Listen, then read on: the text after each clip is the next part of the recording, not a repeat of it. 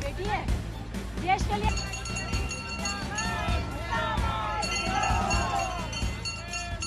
नमस्कार, आप देख रहे हैं केबीसी न्यूज। मैं हूं आपके साथ अमित।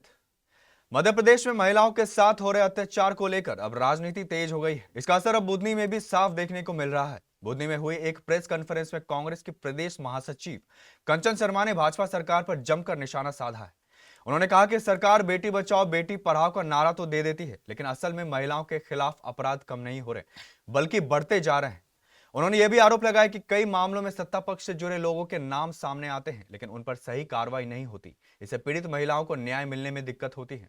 ये जो हमारी राष्ट्रीय अध्यक्ष हैं आदरणीय अलका लांबा जी एवं प्रदेश अध्यक्ष आदरणीय रीना बोरासी जी के आदेश पर जो पूरे देश और प्रदेश में महिला सुरक्षा को लेकर हमने ये एक प्रेस वार्ता का आयोजन किया गया है।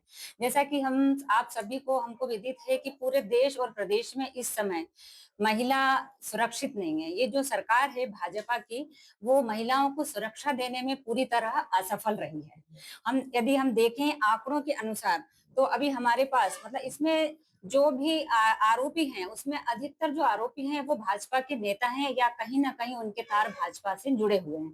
अभी हाल ही में हमने देखा एपिस्टिन फाइल, उसमें हरदीप पुरी जी का नाम आया जो कि केंद्रीय मंत्री हैं।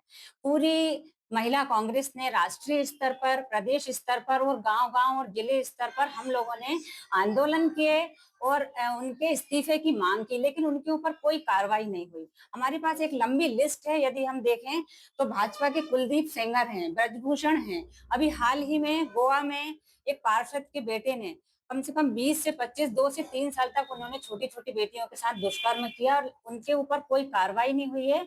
और जब उनसे पूछा गया तो उन्होंने ये बताया कि उनको इसकी जानकारी नहीं है। पूरे जब वीडियो वायरल हुए तो क्या उनको इसकी जानकारी नहीं थी? इसके पहले भी हमने देखा, हमारे पास एक नाम है कुलदीप सिंह जी का, कुलदीप सेंगर का और ब्रजभूषण, जो कि जिन्होंने हमारी जो पहलवान बेटियां थी, जिन्होंने हमारे देश का नाम रोशन किया और उनके साथ उन्होंने दुष्कर्म किया। जब उन्होंने न्याय मांगा तो सड़कों पर 2 महीने तक वो बेटियां परेशान होती रहीं, लेकिन उनको न्याय नहीं मिल पाया। अभी गोवा में भी इस तरह की घटना हुई। और यदि हम मध्य प्रदेश में देखें तो मध्य प्रदेश महिला अपराध में इस समय नंबर 1 पर है। बेटियों के अपहरण में मध्य प्रदेश नंबर 1 पर है और इवटीजिंग, महिलाओं के साथ छेड़खानी में भी मध्य प्रदेश पीछे नहीं है। छोटी-छोटी बेटियां आए दिन हम समाचार पत्रों में और सोशल मीडिया के माध्यम से देखते हैं कि कभी 2.5 साल की बेटी, कभी 3 साल की बेटी, कभी 6 साल की बेटी के साथ दुष्कर्म हो रहा है। बेटी आंगन में खेलने गई या स्कूल गई तो वो लापता हो गई।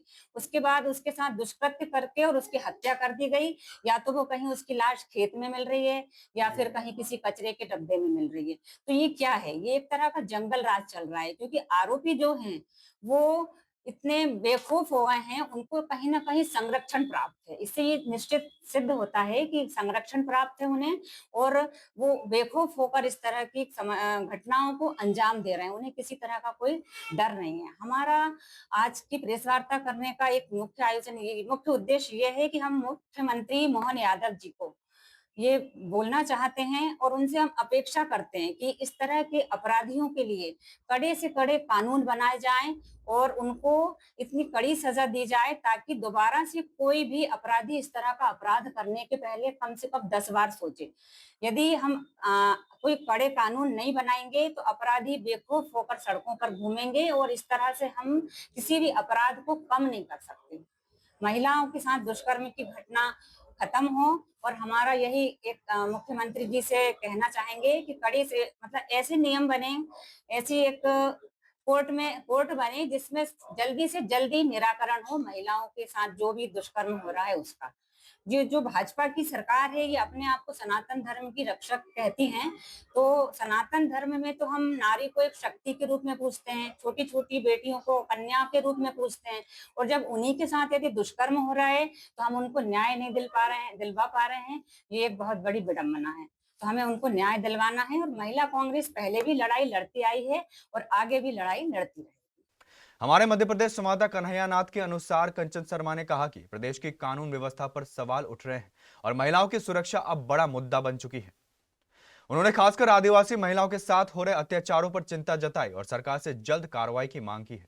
इस दौरान उन्होंने देश के कई चर्चित मामलों का भी जिक्र किया, जैसे बृजभूषण शरण सिंह और कुलदीप सिंह सेंगर, जहां पीड़ितों को लंबे समय तक न्याय के लिए लड़ना पड़ा। कुल मिलाकर महिलाओं की सुरक्षा का मुद्दा अब गांव से लेकर पूरे प्रदेश और देश की राजनीति में बड़ा विषय बन गया है और आने वाले समय में इस पर और बहस देखने को मिल सकती है।